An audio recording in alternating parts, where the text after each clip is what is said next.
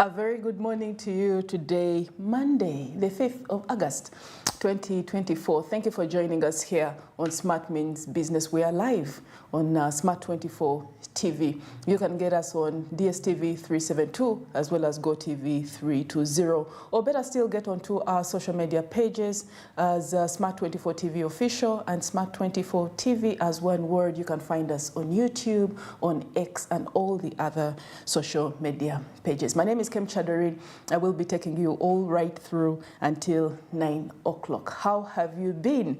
I had a discussion with my colleague and he said I was excited about August. No, not really. It's just positive mindsets, and we will be giving you a couple of inspiration all throughout as we get to talk. Now, getting back into what is happening in Uganda. Uganda's micro, small, medium enterprises account for at least 90% of the entire private sector. We're talking about entertainment, we're talking about investment, we're talking about it's chipping in into Uganda's economy. That is how important it is. Now, remember, in the last couple of weeks and the last couple of months, we've had a lot of upheaval. We've had riots in our neighboring Kenya. We've had, we've had the same similar occurrences as well here, youth-led riots, and in Uganda coming out, a lot of upheaval really, up and down. And of course, coming in last week, we had the second traders strike as well, with a lot of dissatisfaction from the traders. Now, what are the implications? That is going to be the undertone for these particular discussions. What are the risks for businesses in Uganda? We also had a couple of reports coming in about the healthy, very healthy investment climate within Kenya, getting a lot of East African countries within the EAC community really looking at Kenya and looking at potential for investment.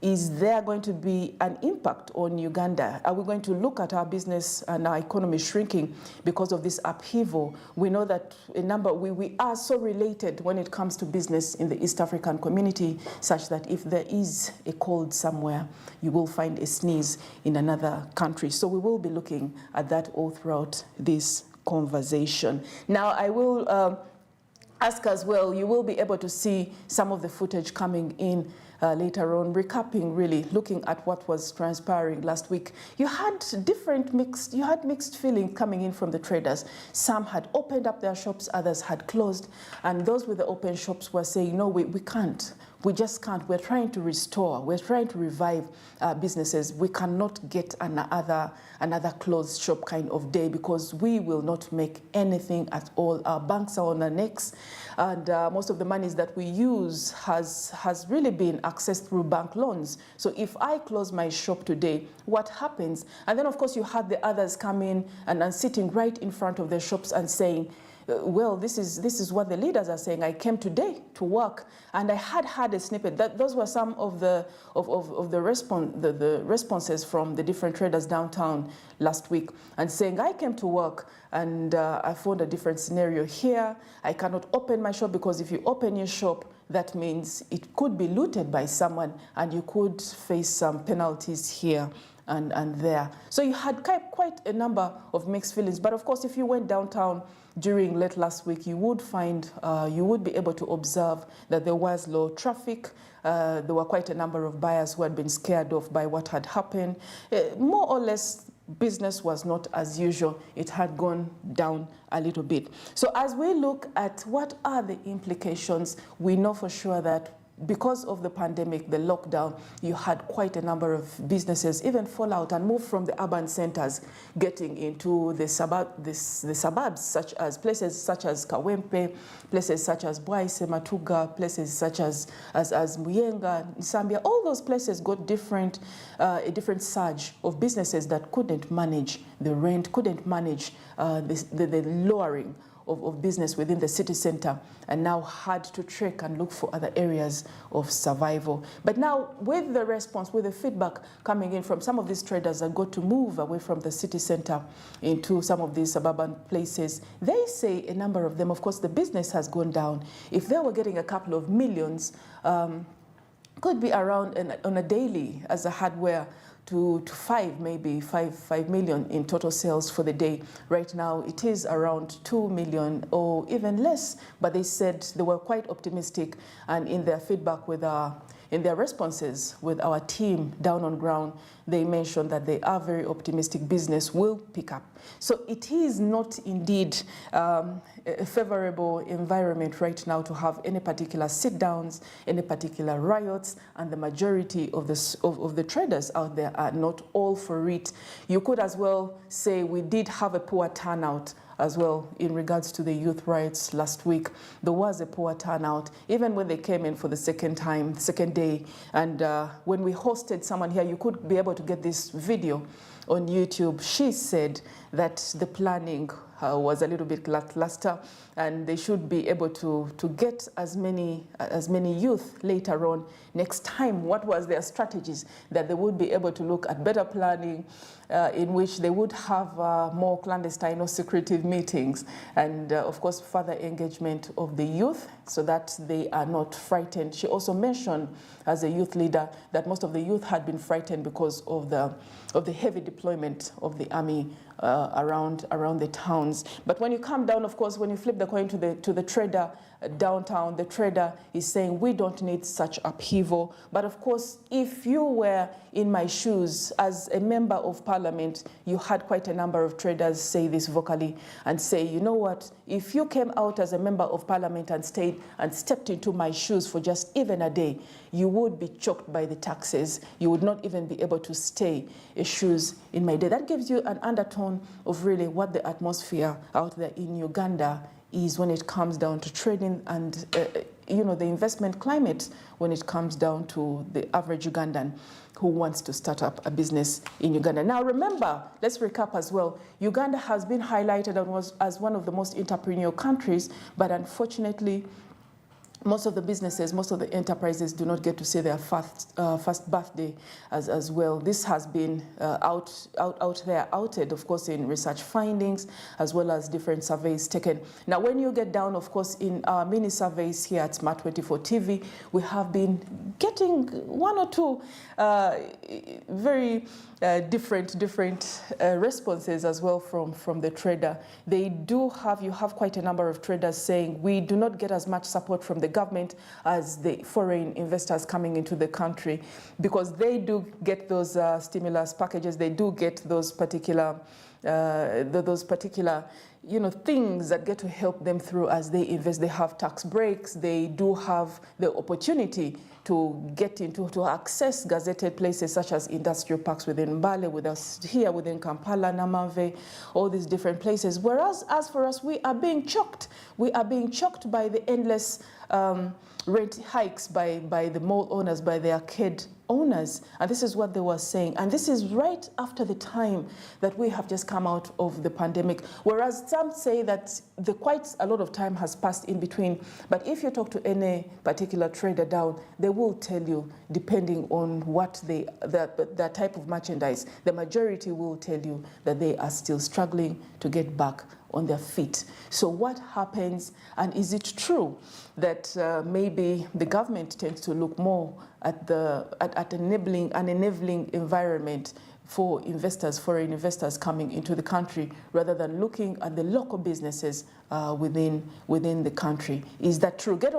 We would love to have a look at what you think about this. Get onto our social media pages and let us know what you think. As of last week, with the traders striking, we want to be able to look at the impact coming down here, like I mentioned earlier, medium, small enterprises, micro, small, and medium enterprises account for approximately 90% of the entire private sector.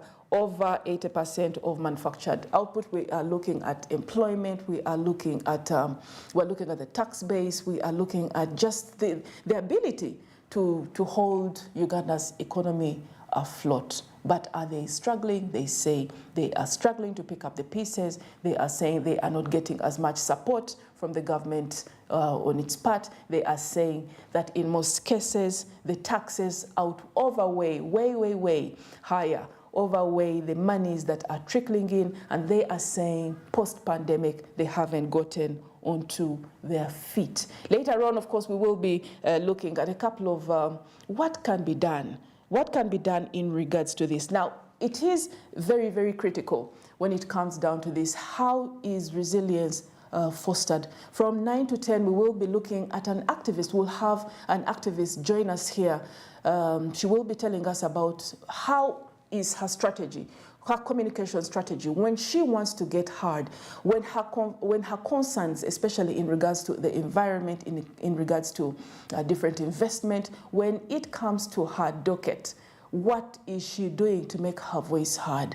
We notice that even with the riots, even with the rampant large-scale corruption that is happening in Uganda, Ugandans have been urged, with all the different guests that we've had here, Ugandans have been urged to rally up and come out and refuse to be part and parcel of this decadent moral degradation and consistent cyclical corruption and resource misuse that actually brings the country to rot. So they have been said, push, do something about it. Let your voices be heard. These are some of the remarks that have been coming in from the guests that have been joining us from 9 to 10 every day from Monday to Friday. Now, please join me today as we look at what she will say, our guest today from 9 to 10. What can the trader pick up from her activism in Uganda? Because she has made a name for herself. She has been able to get her voice heard on an international level. Can the Ugandan trader pick a leaf in regards to that? Please join us. Don't miss out on this conversation. Let us know what you think about the trader. Are you a business trader? Is this working out well for you? What do you think should be done? Is mediation working? Clearly, they're not interested in mediation right now as it is being offered to them. They would want something that is more proactive, something that is going to yield results immediately. That is what is happening right now in Uganda. And the sentiments are still bubbling. They may not be out there. A couple of shops may still be open. But when you look down at it, just as our team will be picking out and relaying to you in news all throughout the day, you will find out that some of these sentiments are still bubbling and very vibrant among the traders in the economy.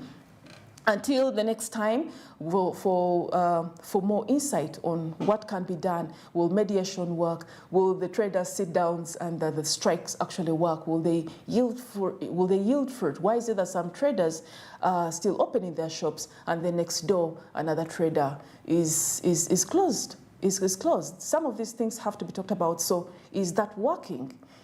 That is something for you to have a look at, and it's food for thought. So later on, as this undertone goes on, this will be something I will be getting to you in the numbers and as of the reasons as to why it is viable or not viable. But for now, let me dive straight into the press review.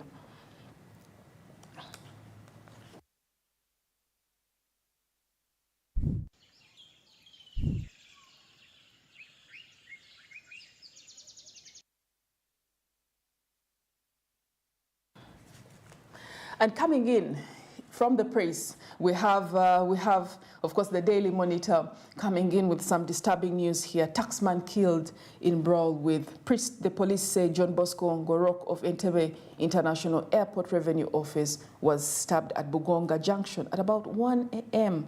Yesterday by a Reverend Father in what first appeared as a freak accident. Tensions are very high.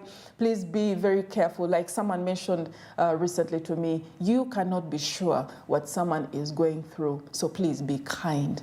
Today, the 5th of August, be kind. You just don't know what you could do or say to someone who may just be right at the edge, emotional ages. And I remember a couple of months back, we had the mental health awareness, week or month. And we talked about some of these things when we had our guests get out here. So please just be very careful. You just may find yourself in trouble if you just say anything, anytime. And of course, we did have some news as well that was very exciting. Cheptegei did us proud. Everyone was in jubilation during that time. Of course, you did have quite a number of different views from people. I did see quite some caption coming in, some congratulations coming in from one of the top government officials, and another saying, you will not steal that medal as well. You will not steal that medal as well. Of course, you do have those that will show you blatantly that no matter what success and no matter how good you think you may be, Joshua Cheptegei, be very careful. Do not allow them to steal what you have. Cheptegei had to give up life's cravings for the crown. Through this week, we will have his someone from his camp, from his Cheptegei Foundation, join us here to give us just a snippet into what have they been doing different that has been working for them, and why is Joshua Cheptegei continuously coming up, giving us those golden medals and making Uganda proud. What have they been doing different from other athletes? We will have, of course, this person join us through the week. Like this was said, judge to state house official, you do not have powers to make legal orders. The High Court has quashed a directive from the State House official concerning disputed land near the Mulago roundabout in Kampala. Last week, presiding Judge Boniface Wamala ruled that Ms. Sandra Njomjenyi, a legal officer of the State House, lacked the legal authority to issue such orders. Battle of the muscles, who has more muscles. Now, in some interesting news as well, Kampala cited in Kenya's Mpox case travel history. Uganda's Mpox response team has said they're working with the Kenyan authorities to get details about the Mpox case in Kenya, a truck driver who had a travel history to Uganda. And Dr. Henry Chobe, the government epidemiologist at the Health Ministry, while commenting on a statement from the Kenya's Ministry of Health about the infected long-distance truck driver, said they're yet to determine the actual place he could have got this infection. Remember, it is quite a painful disease coming in with boils and all that. Power connection gives West Nile the wings to fly to health. Some good news coming in there. President Museveni urged the residents to use the power productively to spur development and change lives for the better. And of course, you have some feedback coming in from the locals who say the free power connection has given me the opportunity to improve my business because I used to share power with neighbors and payment for electricity bills was not timely. Another says, much as there is a connection in the urban areas, the government should consider connection to the rural areas and also reduce the cost of electric poles from 3 million to at least 800,000. And of course, you have another one say, in all my life on earth, I've never used electric bulbs, and I was using paraffin lamps, and sometimes when I fail to get money for paraffin, I stay in the darkness. Some quality of life has been improved. Is Uganda an unhappy nation? A 2022 Bank of Uganda report shows that of the 22.8 million working Ugandans, nearly 50% earn less than 150,000 a month. This is food, of course, for thought. I arrived at Luzira on a stretcher. You have some human rights violations coming in here. Bulambuli Hilly areas secure 1.8 billion for metallic ladders, and strange disease coming in and hitting Masaka City, which restricts slaughter of chicken.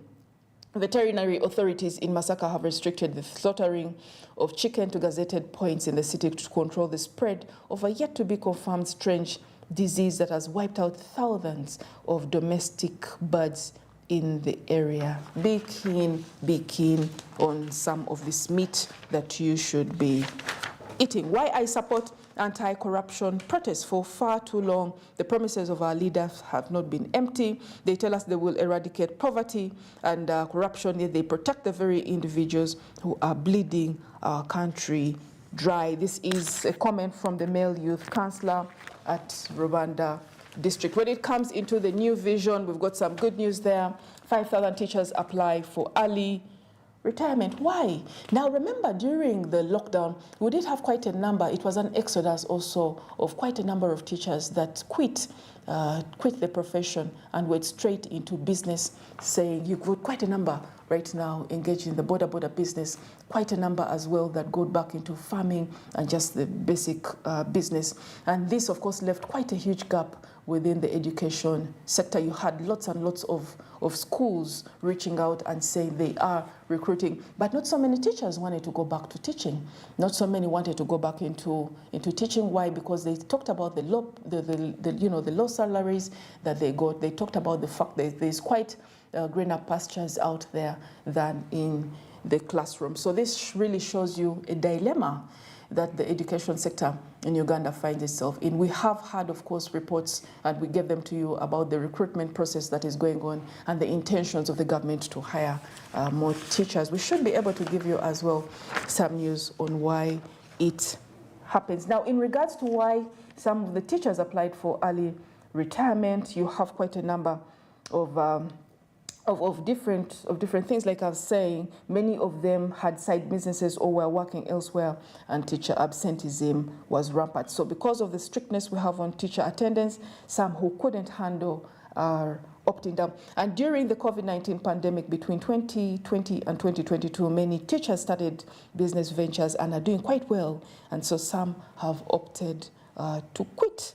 Of course, you have the teacher gaps, you have what the teachers are saying. The cost of living is high, but our colleagues continue to earn less than 500,000 a month. And when it comes to private schools, something should be done. We should have an official come to tell us what is happening. This idea, this payment is not streamlined. It has quite a lot of gaps. These teachers are suffering. They are wallowing sometimes in abject poverty. And for those that actually do this service to this country, this service that should be recognized, this is really very unfortunate in a way. Government to procure monkeypox vaccines. Please be keen on that. URA exceeds revenue target by 93 billion. The URA exceeded the revenue collection target for the month of July by 93.9 billion, data from the tax body shows. The revenue performance report indicated that the taxman collected 2.1 trillion against a target of 2.09 trillion. It said the surplus of the 93.9 billion led to a performance of 104.48%. It is a beautiful beginning for the new financial year. We should hear why the traders are just not buying that and saying, you are squeezing us to the marrow. You are squeezing us to the marrow. Get more information from the New Vision and the Daily Monitor in the different press. Until then, let's take a short break right now.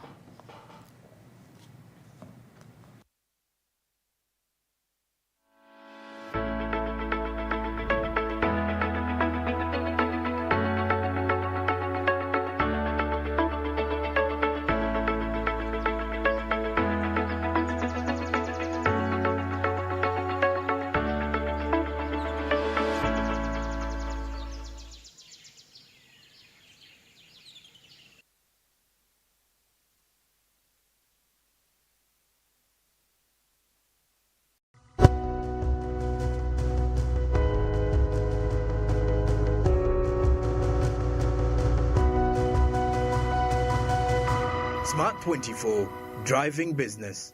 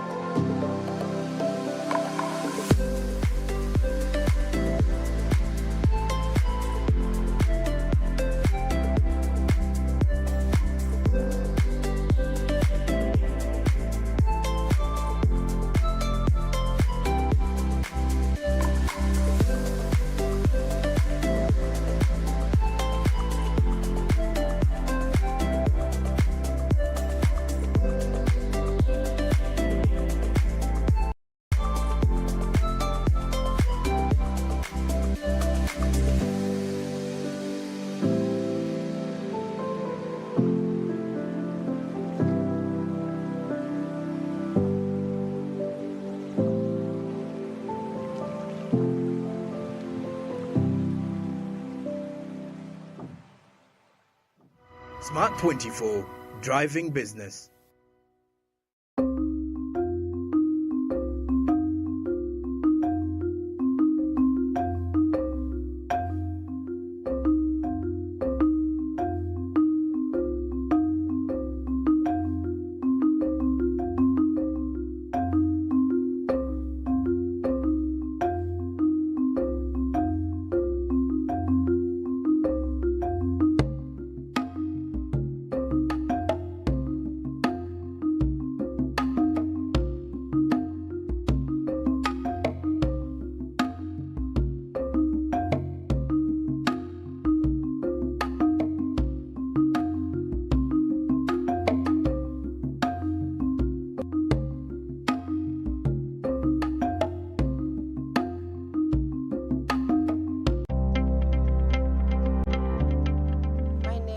Chomugisa Teddy from Chikube district.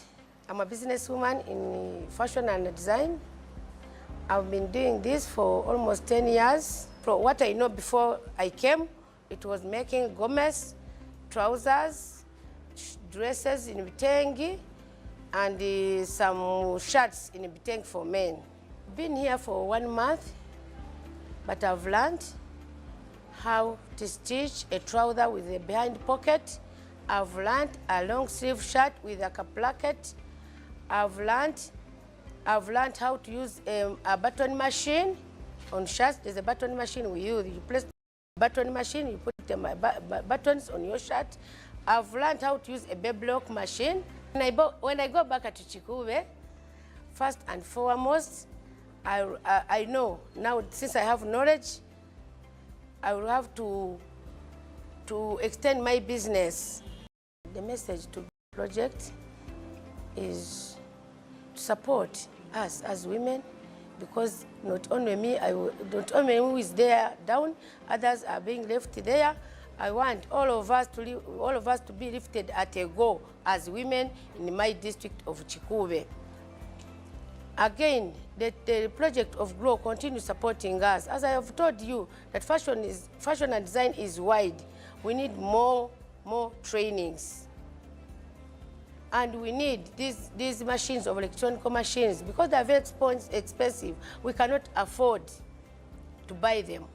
The cutter, the rotary cutter, the baby lock, that one of stitching, we cannot afford, because one machine almost it is on 2 million. Whereby, like me, with my small business, I cannot afford to buy that machine. So we are requesting the project of GROW and other stakeholders to assist us and buy for us those machines. GROW, generating growth opportunities and productivity for women enterprises.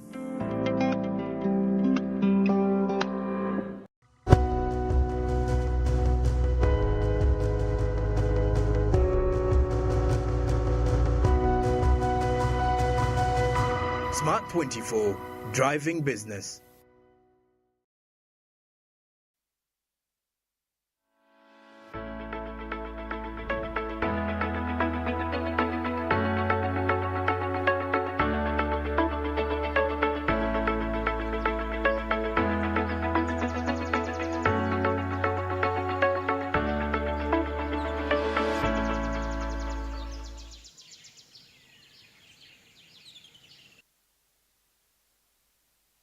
Welcome back from the break. Good morning, Noah. Good morning. You're very excited about the Queen. The Queen? Yes, Miss Uganda Queen crown. Miss Uganda Queen, yeah. Miss Uganda, though there was a lot of complaint. There has been quite a lot from the camps and that come but again. You see, these corrupt people, right? They should leave some of these projects to Ugandans. They won't take everything. Which corrupt Miss people? Uganda is for young ladies that are looking for platforms to represent women. But they also say they're unserious. Ideas. They're very unserious and very unprofessional. No. That's one of the... Unseriousness is according to the leadership. You don't because they don't blame groom a team. Yes. I'll give you an example of Miss Uganda. The time of Zari, when we had Abenacho as Miss World Africa. Globally. You know that was the first time we represented up to that level?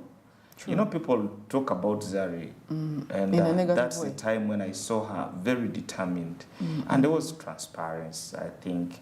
But when you look at the stories that have come out this time, they're not stories from what is happening in Parliament. They're not stories from what's happening in, you know. Yeah. So these thieves are basically taking over a number of things, and I don't know exactly how far these young girls went to reach to, you know, to be crowned as runners-up, and There has been quite a lot of, you know, a lot of drama. Some kicked out. I think 2 of them were kicked out from the camp because of some no, they bad have behavior. politicized it, but you see, And then you do have, of course, integrity being questioned, even just among the of the leaders, yes, of the management, organizers. of the management itself. You do have quite a number, vote buying and all that coming into play. We have so many good people in Uganda. That's one thing I'll Yes. tell you, Doreen. And we know that if they take charge, Yeah. we're going to have a very, very good. We're going to have good results in some of the things. What was your highlight? My for, highlight yes. for Miss Uganda. No, My- for the entire For the entire process. Yes. What gave you the buzz? I think what actually the highlight was the young ladies who are complaining about how they have been treated, how they were being exploited to pay millions of money. But you see, these are girls who are surviving. These are girls, some of them are unemployed. The only thing they know is to They've just gotten out of participate school in or are beauty still- pageants. or are Yes. still in school. Some of them are still at campus. These are young girls that are coming out. Some of them have initiatives to support young women out there. Yeah. And if you're asking them to pay 60 millions and 20 millions and 10 millions, even 5, even 1 is a lot of money. Because remember, they even put in a lot of money to make sure that they look that good. Yeah. But also the other thing is that one of the stories that I heard is that even the trips they're supposed to have, boot camps, Yeah. these trips are supposed to be paid by the Paid organizers. for, yes. They're supposed to be paid for by the sponsors. But I'm told that they paid for them. The That girls paid paid for them out of pocket. out of pocket. You get. So I think to me the highlight, I always love to Was the talk- mismanagement. I think for me the highlight is always, hey, who has taken over? What should we be expecting? What was her speech? Yes. What gifts did she get? You understand? Yes. And it has been like that over the time. But this time, the highlight, exploitation. Congrats to all the ladies that Yeah, actually went through. Oh, we did have our own.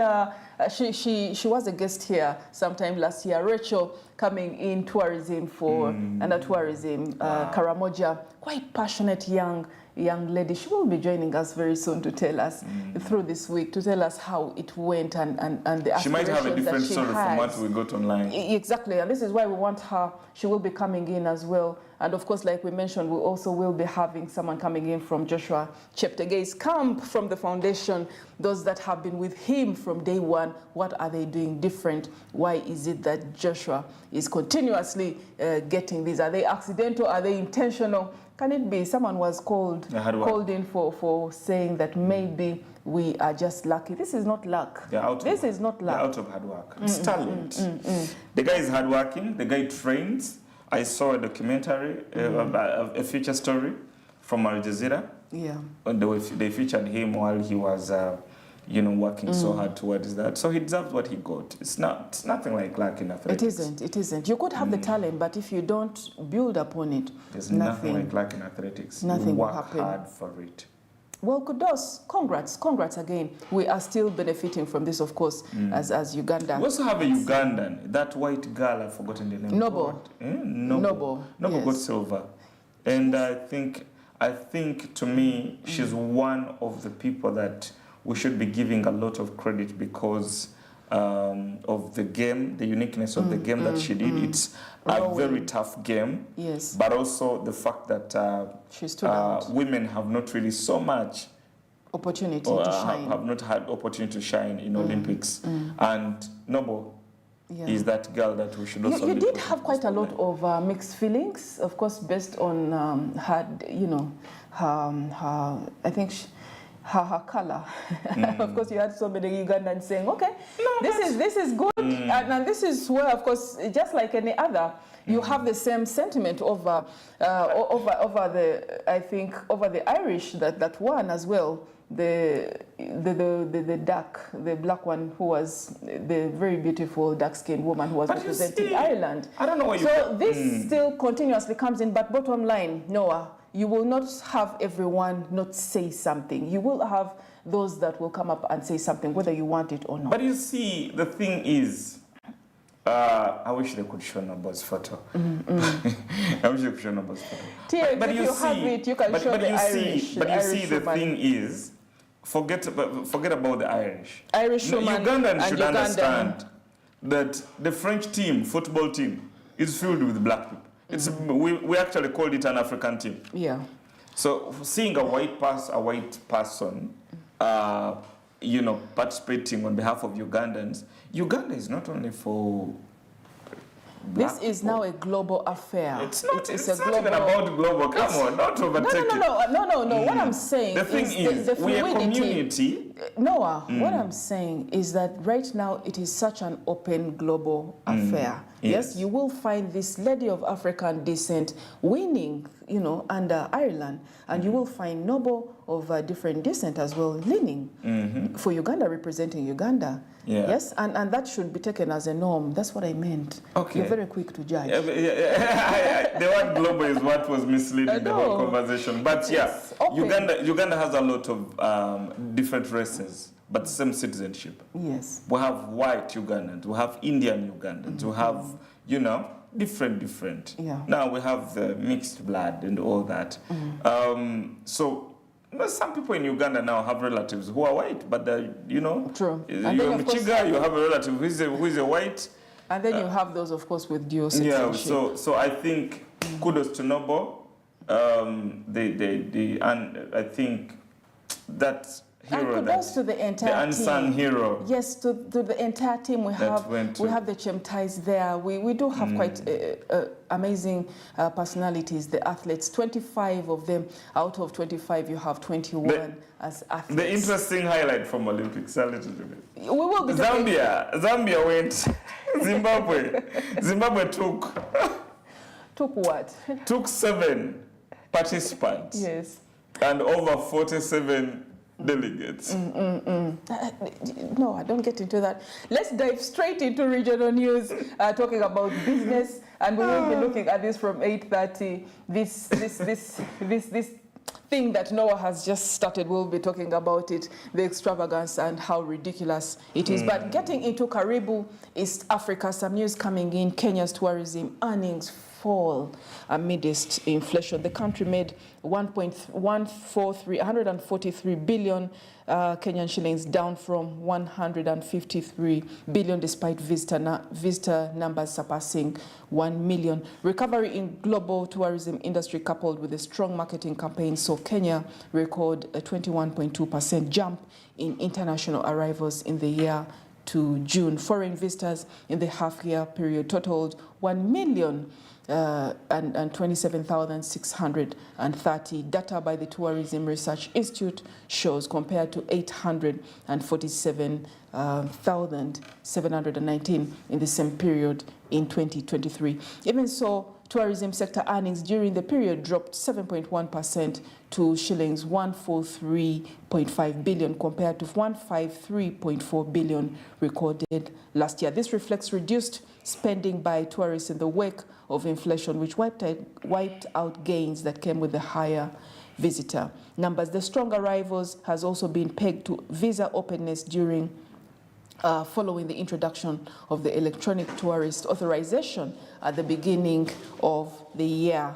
In addition, improvements in air connectivity through introduction of new routes and more frequencies by major airlines has also led to some growth. This was said by Mr. David Gitonga, who is the TRI acting chief executive. So the US, it was followed.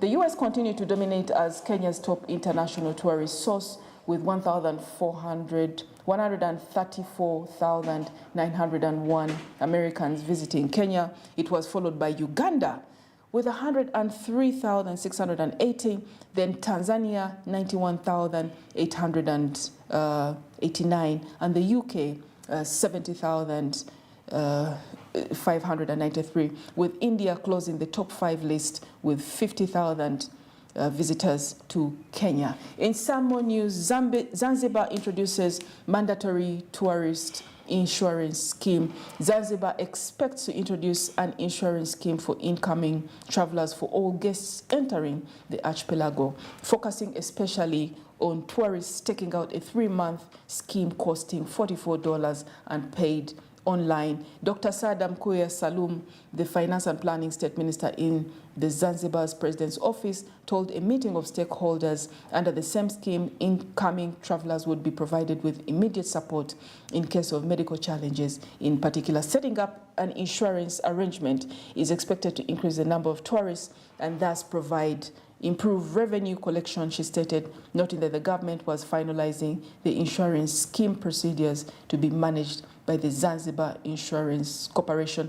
The government is also improving regulatory systems to ensure the delivery of quality services for residents and visitors in view of the fact that Zanzibar receives many visitors, some of whom are for tourism and others for conferences. However, they face the challenge of not knowing how to assist visitors when they encounter problems. So having an insurance facility will make it easier to serve them whenever they face difficulties.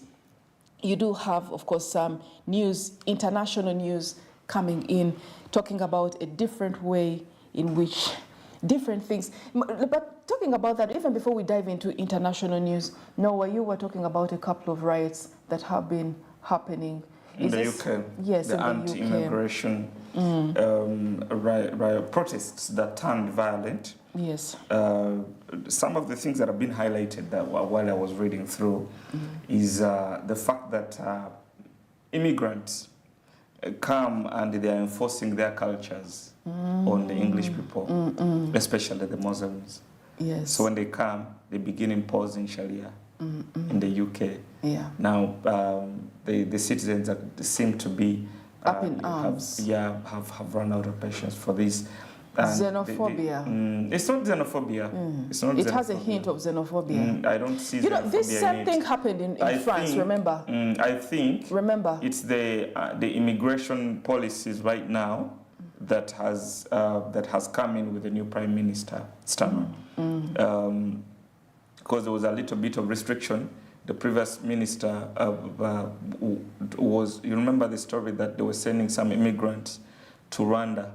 Yes. When he came in, he reversed all those, and he has made immigration policies a little bit lenient. But of course, a number of people target the UK because of their economy, because of their policies and the freedom of expression and all that. But I think this time round, people started protesting because one of the things that was uniquely highlighted was that issue of how immigrants come. They come as refugees or asylum seekers. Then already they are into the system. Then they begin imposing their cultures on English people. And the key thing that I looked at was Sharia law, which comes in from the Muslim brothers. So I think it may not really be very nice right now. The Prime Minister was emphasizing and condemning the acts of violence and promising that police is going to crack down this. I remember these more or less, if I can call it, xenophobic tendencies really came in play after the bombing, the US bombings, and then went straight into the wearing, the dress code of the Muslims. Quite a lot of heated debate ensued a couple of years back, especially in France, coming up, and of course talking about the fact that right now the person in that cassock, in that hijab, was looked at as being pro-violence, and all that. It took quite a lot of quelling down and placating the situation to get back to some sort of normalcy, but there's still a little bit of tension in that. So when you tell me that this is coming in, and of course you do have research findings coming in over the years, talking about increased increased hostilities during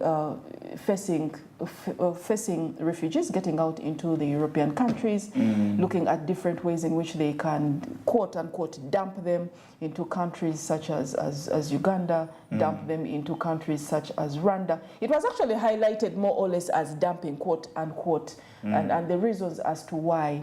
You know, when lots of, you remember, Noah, what happened when lots of these refugees seeking asylum were dying out in the high seas.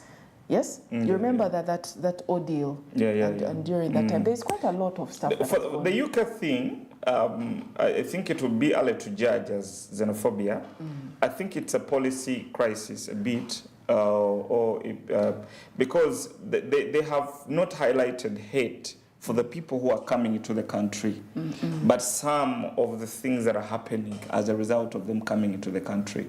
You get the lenience in the policy, that some of these things, some things come and get imposed and all that.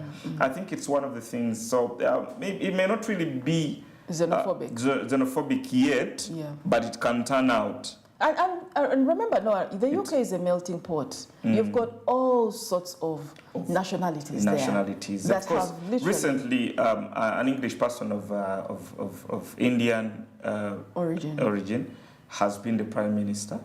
So I think that was also one of the key highlights, that they have reached the level whereby, they are now part and parcel of the population. Yes, and reports say that Indian English own more properties in the UK than definitely they are a wealthy batch of the population. They are. We will be talking about, of course, some of these, but getting down into international news.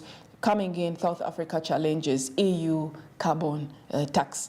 South Africa plans to approach the European Union to discuss its proposed tax on carbon intensive imports, arguing that it will negatively impact the economies of BRICS nations. South Africa plans to, in October, the EU launched the first phase of the world's first system to impose CO2 emissions tariffs on imported steel, cement, and other goods as it tries to stop more polluting foreign products from undermining its green transition. The tax will be fully implemented by 2026, while the measure aims to encourage companies to adopt cleaner energy technologies and reduce the production of such goods outside the EU.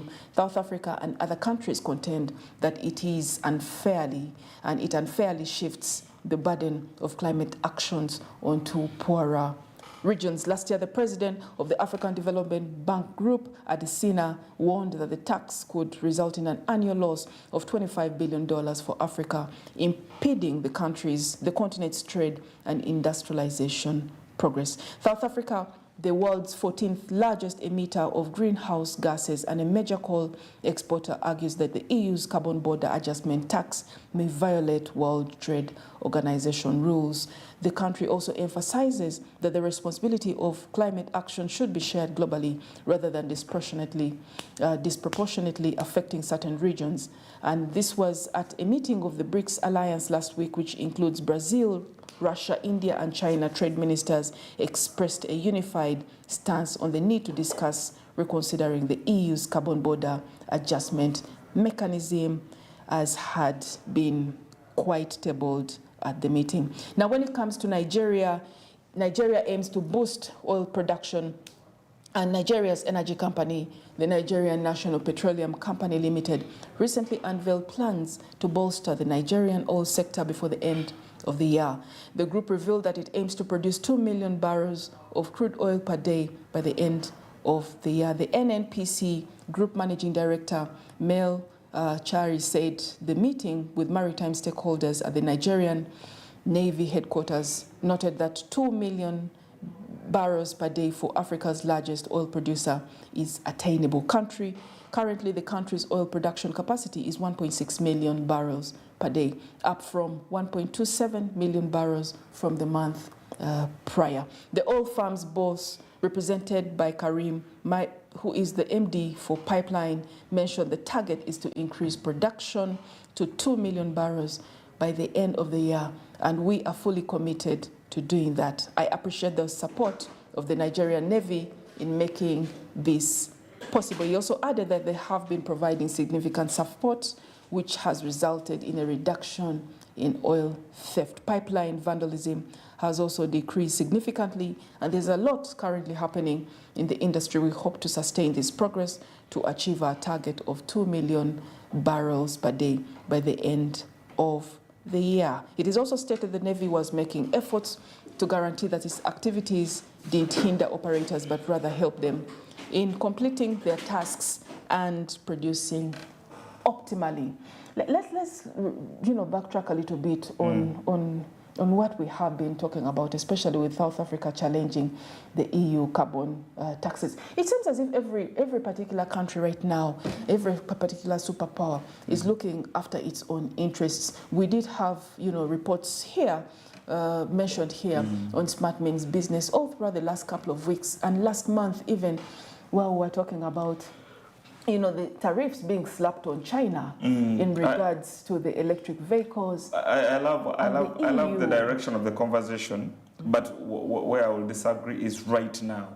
Superpowers have always looked up to themselves. Sure. They have always looked for their own interest. It's what has kept them all along they were pretending. Yes. That's what you mean. You know from, from way back in high school when we started about, aid that, with strings attached. Yes. You get. Yeah. So they have always done things. They have given aid that to countries. Them. Why is it that? To make sure that their foreign policies, they have influence through their Why is it policies. that and it's very good that you mentioned that from way back this has been it, and maybe they weren't so blatant, or it is us that we are very slow. But we know, why is it that African countries have been so slow to pick up on this? They have been blatant because if you want to know that they have been blatant, is from way back when they started, extending their foreign powers into other countries. Yeah. They have influenced politicians. They have forced politicians into policies. Just that the influence of media now exposes them, because media is a strong thing right now. Talk about digital media. It has exposed them. Yeah. You have seen countries, superpowers, cut aid in Uganda because of certain policies that have passed that they don't agree with. But why? No, it's not the first time. It is not. These guys have always threatened poor countries from years and years. But just that the media is now a strong thing that even someone down the village is going to understand this story. Someone is going to sit down and take days to talk about it. So it's not in the recent days. But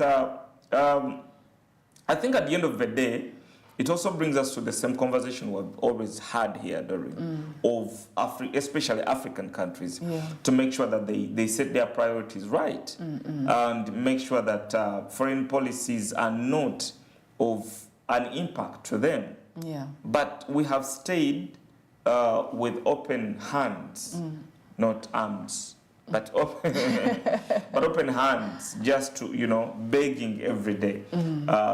If we can put because now look at the situation in Uganda. We're trying to fight corruption, but we are joking with it, we are smiling with it, we are pedaling around with it. If we are serious and make sure that priorities are set right, we need services that are strong, we need citizens that have been empowered, that a citizen that has value, you get, then you realize that somehow some of these foreign policies and superpowers' influence can be limited. You know what? To me, what stands out, Noah, from this is how come South Africa did not see past their nose. Did not envision that definitely these emissions and all these different so-called global intentions or measures aimed at encouraging companies to adopt cleaner energy technologies would not actually inevitably affect them in one way or another. And then when I backtrack, I go down to the fact that the president has been pushing, and so many other Pan-African inclined presidents in Africa have been pushing for quite a lot of African countries coming together, having these open markets. You get to see COMESA, you get to see East African Community, you get to see those in the upper, Northern Africa, looking at ways in which they can trade together so that you desist from heavy reliance on export to the Western areas. But then when it comes to coffee, yes, you can say that Uganda's main exports obviously are going to the Western countries. Yes. So what are we making sure? What are we putting in place? I love your concern, Doreen. What are we pushing in place, knowing that all this is happening, to ensure that we are protected? For example, South Africa, you're concerned about South Africa. South Africa right now has so many challenges, social, political, economic. You the get crime, at some point, if you are not addressing some of these basic issues, for example, the corruption in South Africa is threatening the economy right now, and also their social status, the divisionism, the racism, the xenophobic tendencies is also affecting them. You can't begin seeking to build trade with the African countries when they're the very people you are killing in your country. Your citizens are killing in your country. You understand? Yeah. So I think there are lots of social, political challenges that are happening in the country. You talked about Nigeria. You have given a very good report about Nigeria. But Nigeria, just a few days ago, there was a report here that curfew was imposed in Nigeria, state after hunger protest. Imagine Nigeria. Imagine a state like Nigeria having a hunger protest. Why? Due to inflation. Due to inflation. Yes, the skyrocketing prices. Hunger protest due to inflation. Now, if you can't handle some of these basic issues, you get. How are you going to look at the global How are you going to picture the global? Yes. Talk about Uganda. Yes, I love when the president comes out and emphasizes Pan-Africanism and emphasizes, integration. But the reality is we still have to fix. We are smiling with corruption at home. We still have a lot to fix here. We still have a lot to fix here. We are smiling. We are in bed romantically with corruption. Let's smile on and take let's smile into a break right now. We'll be right back after this message.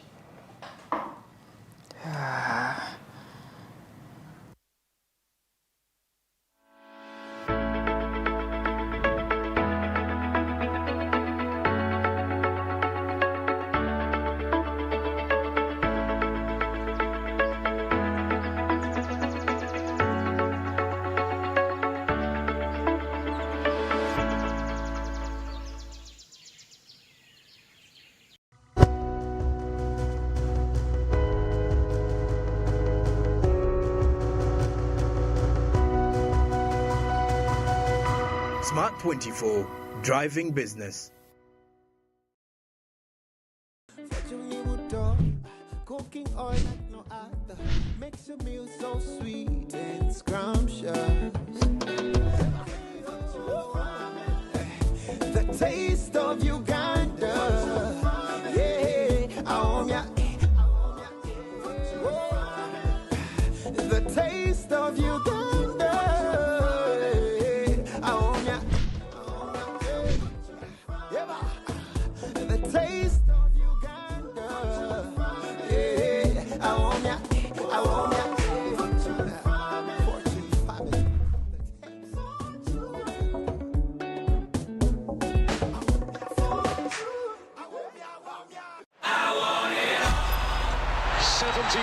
Days since the last day of last season, we are ready to do it all again.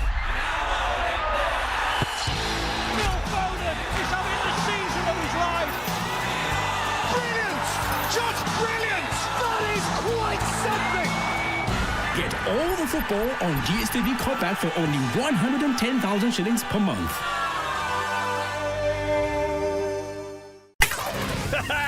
It's super fast internet. Oh, it's a super camera.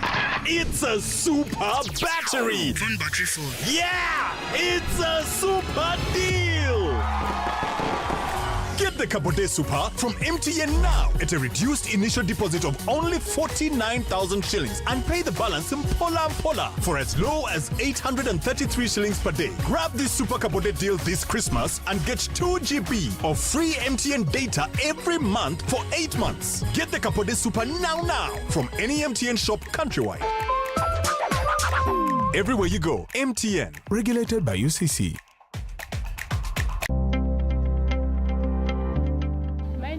Victoria Topista. I'm from Terego district. I'm a mother of one child. I deal in salon business, and most of my customers are from the camp, refugee camp. and the host communities. The business has taken 3 years. I got to know about Grow when they were doing their launching in Arua, West Nile. I reached here and the training started so marvelous. The new things that I picked in the training, there are so many new skills that they taught us. They took us through different kinds of hairstyles, how to plant hair. Those days I used to plant it anyhowly, and styling was a problem to me. But this time I'm able to plant different kind of hair styles and also making the designs. Coming to the equipment, basically I didn't even know more about these equipments, the hair dryers. I myself, I don't have it in my salon, but reaching here, I was able to see hair dryers in salon, and I was able to operate. Through my instructors, they trained us on how to start and to switch it off. I'd like to thank the government, more especially the Ministry for Gender, Labor and Social Development, for giving us this support. The GROW project has actually helped us a lot, and we're yet to benefit more. GROW, generating growth opportunities and productivity for women enterprises.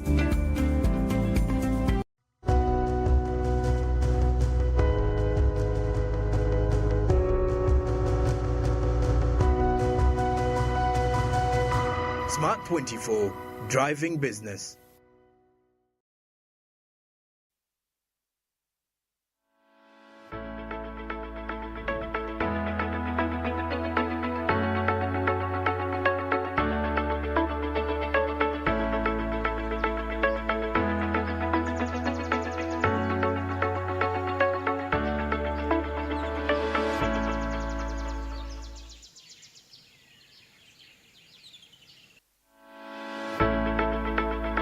Welcome back from the break.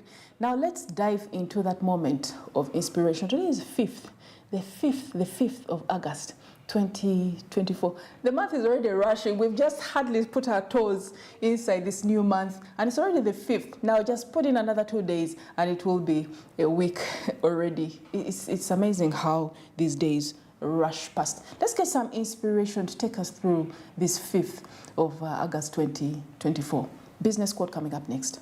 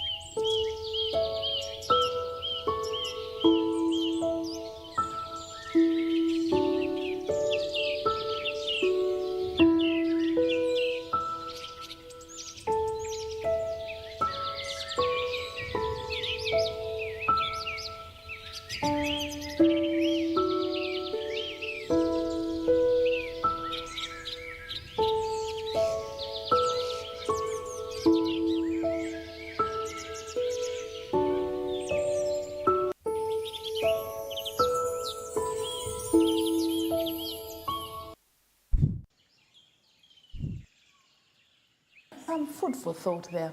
That's coming in from Chineme and the property mogul in Nigeria. It's not about money. It's not about money.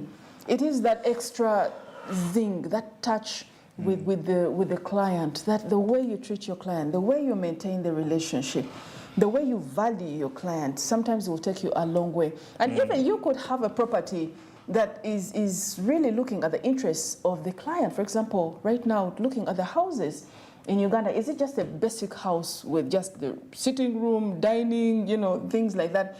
Or you're looking for, that extra small thing that doesn't put in quite a lot of money, but the client will happily take on the house. It could be the porch, it could be the swing, it could be the flowers, it could be that little landscaping that you add to board. Let us as people in business, let us be mindful about those little customer relations things. management. Those little things. Customer relations management. I think it's one thing to put in money, and you think money will have to do everything. But for me, if I come to your restaurant and your waiter has attitude. Yeah, troublesome client. You see, no, it's not about being troublesome. I can't be spending my money to a place where they don't treat me well. Yes. Yeah. You have gone to places whereby you find a waiter who has a very bad attitude, talks to you like, he's going to pay you, like he's doing you a favor to take your money. And I won't come back, and I'm okay with it. You're going to tell me attitude, but no, I'm okay with it. Even if I come to your business and you don't talk to me nicely, me with my money, I will not come back, and it's okay. I won't care. I will not come back. It can also be okay with you as a business owner, but yes, I will go to a place where I'm treated well. And trust me, for me, when someone treats me well, I will make you a customer. Is this why after the US, Uganda ranks in as some of the major tourists in Kenya? We've been talking about this in Karibu, East Africa. Is it maybe because they are treated differently, handled quite better in some of these establishments in Kenya than Uganda? Let me tell you, Noah, recently, last year, on some of these platforms, these online platforms, there was a query, especially the tourist players. And they were saying they highlighted one or two hotels and said there is some snobbish attitude that is coming from those hotels, especially in regards to blacks, that they do treat the Ugandans differently than they treat the whites. What would you do in that particular instance? I've faced that before. You have faced it? I've faced it before. I've gone to places whereby I have been looked at differently. And then you look like you didn't have money. I have walked with my white friend. No. You look like you didn't have money. How does a person who doesn't have money look like? I don't know. Let me tell you something. It was just the color of your skin. You'll be shocked people have money how they look like. You understand? Yes. Some of us, when we hold money, we even move in sandals. So that one is wrong. Yes. But I've moved with white friends. Yeah. And I've realized that sometimes they even get you like, okay, so white friends are getting better treatment than you, which is a good thing. I mean, guests have to be, but you don't know. I might be from the US and I'm black.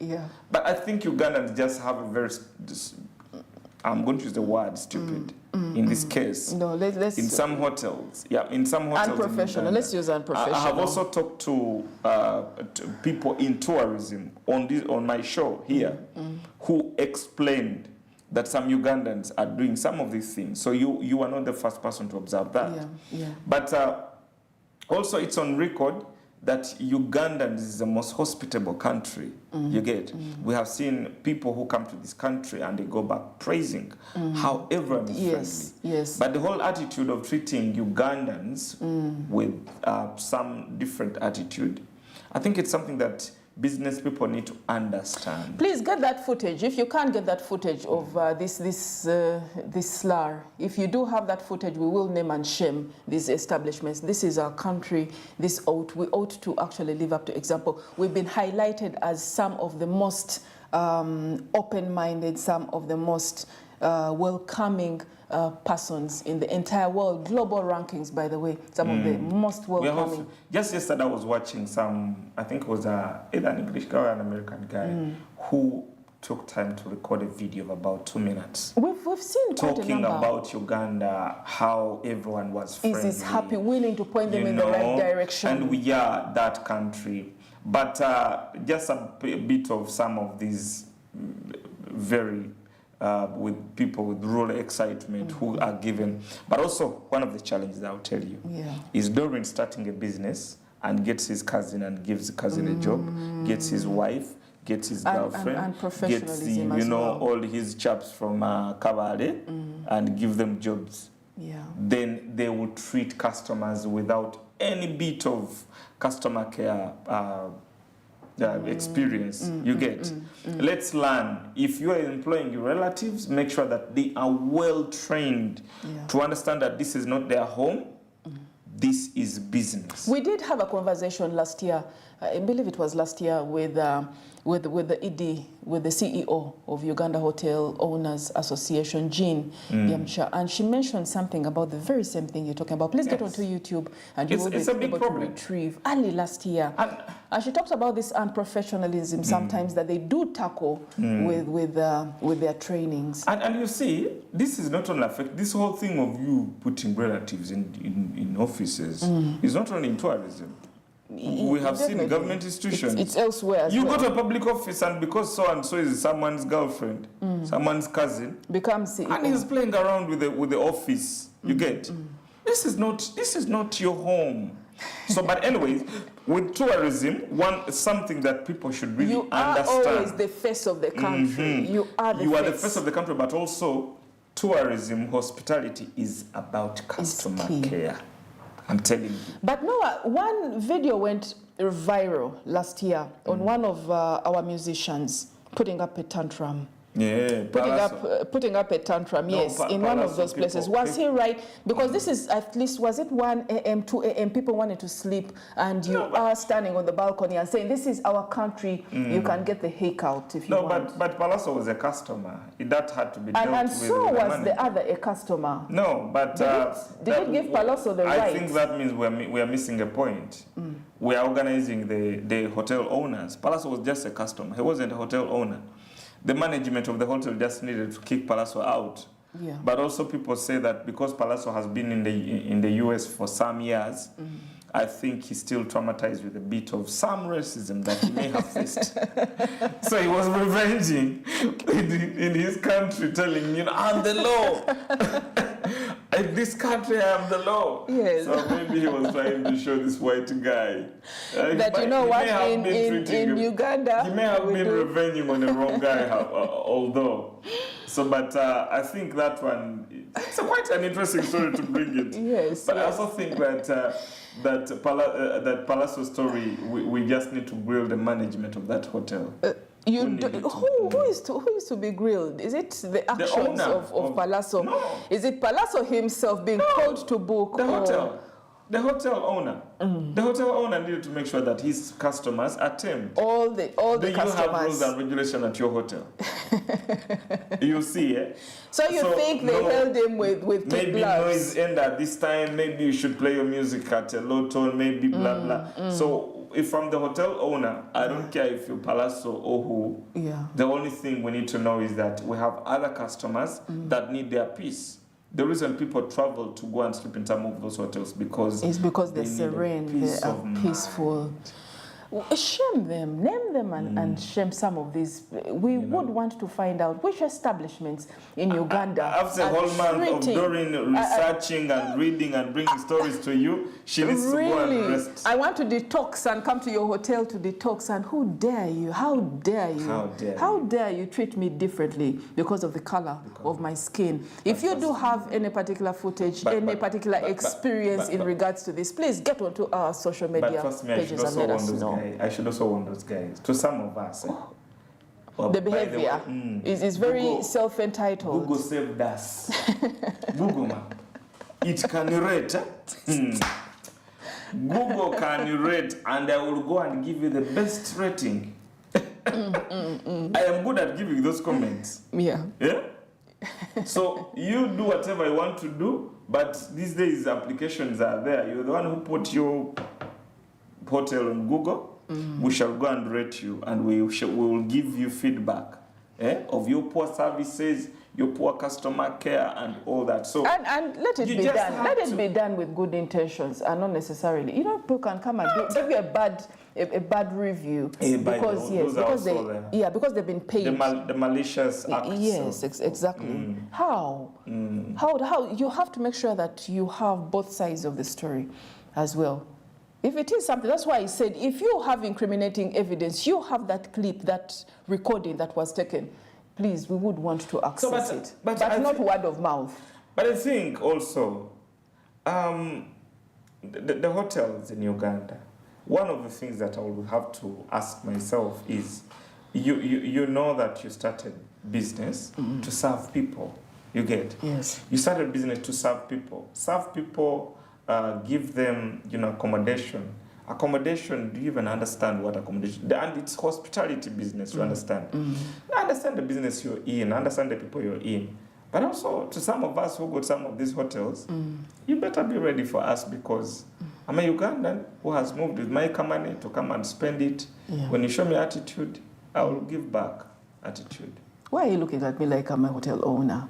You seem like one of those waitresses I met in a hotel somewhere. Really? Who was very mean. Thank you. Thank you so much, Noah. And this is what we get. This is what we get from a colleague. You can get onto social media. You look like one of those waitresses I met in where? In Kabale Airport. Where did I? You know, she must have been your cousin. Subjective cannot be blanketed. It can never turn into a blanket. However, in some news, of course, that is putting Uganda up there is the way this evolved. From that conversation that I had earlier on in the year, please get onto YouTube and access that video. It is very, very informative. It was that sort of thing that every person who wants to get into the hotel industry, yes, maybe as a waitress, maybe we're normally looked at as failures, quote unquote, looked at as those ones who had not done very well academically. But now things have changed. You have those ones that really invest quite a lot of money getting into the catering services, getting into the tourism, hospitality sector, and they spend quite a lot of money, get into into Kenya, South Africa to learn and then come back. No, don't even get into Kenya. Yeah. Uganda itself, the government has invested greatly in tourism training. Yes.